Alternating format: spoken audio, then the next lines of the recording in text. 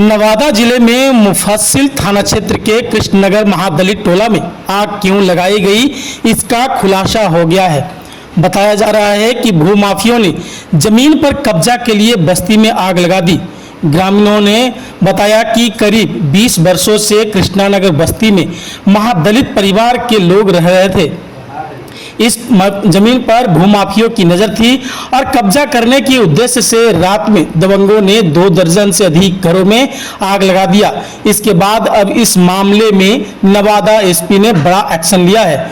दरअसल कृष्णनगर महादलित टोला में बीते दिन हुए आगजनी व फायरिंग मामलों में नवादा एसपी अभिनव धीमान ने बड़ा एक्शन लिया है। इस मामले में एसपी ने मुफस्सिल थाना क्षेत्र नीलेश कुमार को लाइन हाजिर किया है। इसके साथ ही अब तक इस मामले में 28 नामजदों में से 15 लोगों की गिरफ्तारी हो चुकी है। इसके अलावा 3 देसी कट्टा व खोखा के साथ ही साथ 6 बाइक को बरामद किया गया है। बताया जा रहा है कि घटना में पीड़ित पक्ष और आरोपित पक्ष दलित महादलित वर्ग के ही बताए जा रहे हैं। बताया जाता है कि खूरी नदी के तट पर महादलित समाज से आने वाले मांझी और रविदास समाज से दर्जनों लोग अपना झोपड़ी बनाकर पिछले कई वर्षों से निवास कर रहे थे। इस भूमि पर प्राण बिगहा गांव के दलित समाज के ही नंदू पासवान अपना दावा करते आ रहे थे। वैसे कुछ लोगों का कहना है कि यह भूमि बिहार सरकार की है, वही कुछ लोगों का यह भी दावा है कि भूमि किसी मुस्लिम परिवार का है। कई बार भूमि का सौदा करने का प्रयास हुआ, लेकिन विवादित होने के कारण साफ सुथरे लोग खरीदने को आगे नहीं आ रहे थे। उक्त भूमि पर अब काफी महंगी हो गई है। इस बीच बुधवार की देर रात में आगजनी की घटना को अंजाम दिया गया। पीड़ित पक्ष का आरोप है कि नंदू पासवान और उसके सहयोगियों, जिसने अन्य वर्ग के लोग भी हैं, आगजनी भी की और कई राउंड फायरिंग भी की है।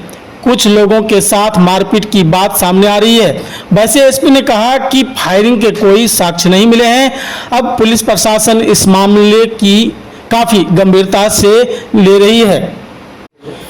नवादा से सनोज कुमार संगम की रिपोर्ट।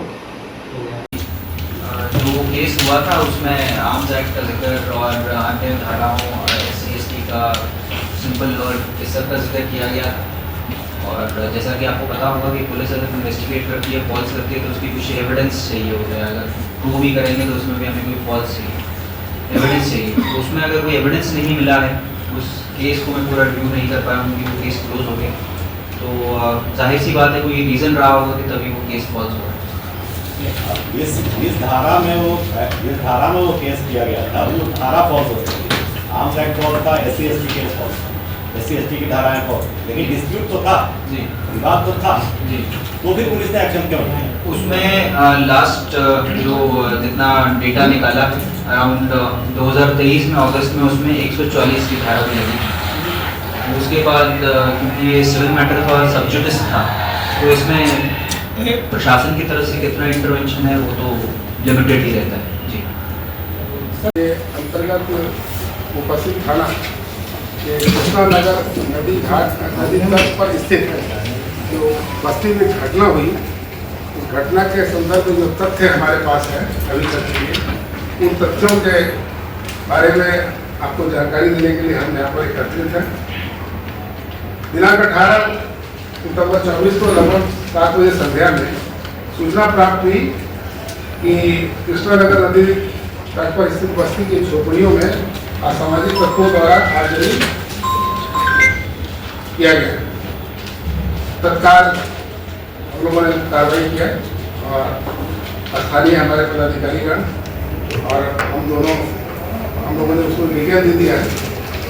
मुफस्सिल थाना अध्यक्ष, police team, DDO, CO, SDO, SDPO और अग्निशमन की दस्ता और हम लोग भी वहाँ पर पहुँचे, दोनों आदमी। हम लोग त्वरित कार्रवाई करते हुए वहाँ पर आग पर काबू पाया गया और घटनास्थल पर हम लोगों ने वहाँ पर निरीक्षण किया तो पाया कि मेरा क्षति हुआ है, लेकिन कोई मानव क्षति नहीं था।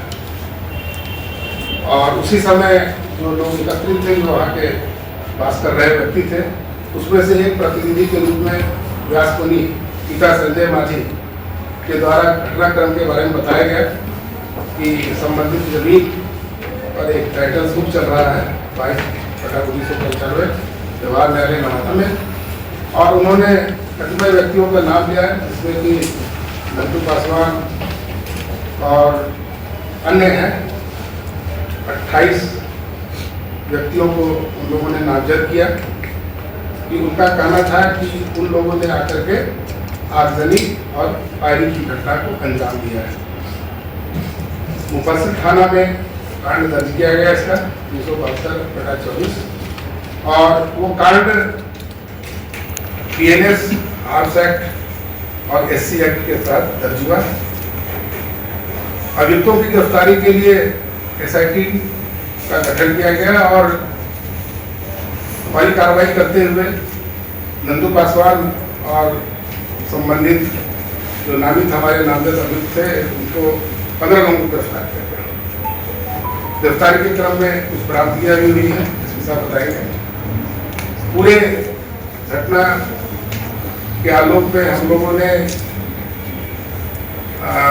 जो भी काम संभव था तत्काल किया, और आगे भी जो उनको राहत सामग्री या जो संसाधन उपलब्ध कराए जाने थे, तो राज्य सरकार के निर्देश पर हम लोगों ने जो 34 घर क्षतिग्रस्त हुए थे, जिसमें 21 पूर्णतः क्षतिग्रस्त थे और 13 घर आंशिक क्षतिग्रस्त थे, उन सभी परिवारों को सरकार के आदेश के आलोक में हम लोगों ने मुआवजा, फल, वस्त्र, बर्तन और गृह क्षति का लाभ तत्काल दिया है। पूरे घटनाक्रम पर वैज्ञानिक जांच भी हो रही है। FSL टीम भी जो है वो तकनीकी और वैज्ञानिक अनुसंधान कर रही है, जो सामान्य अनुसंधान के अतिरिक्त भी और भी जो हमारे अनुसंधान के तरीके हैं या जांच पड़ताल के वो अपनाए जा रहे हैं।